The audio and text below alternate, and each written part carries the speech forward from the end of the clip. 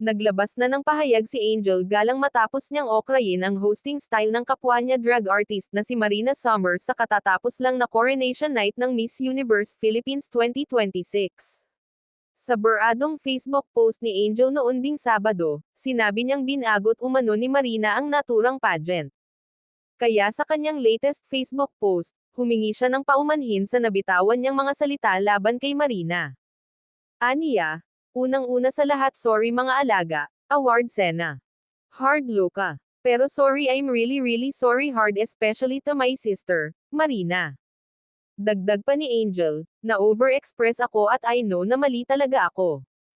I want to take accountability and responsibility dito mga nak. Bukod dito, nagpasalamat din siya sa mga taong sumita sa kanya para umano mas maging mabuting tao. Samantala, ipinagtanggol ni Showbiz News presenter Jervy Caladqueran Wrightson ang Pinoy drag queen na si Marina Summers mula sa pambabatikos ng ilan sa hosting style nito sa katatapos lang na Miss Universe Philippines 2026.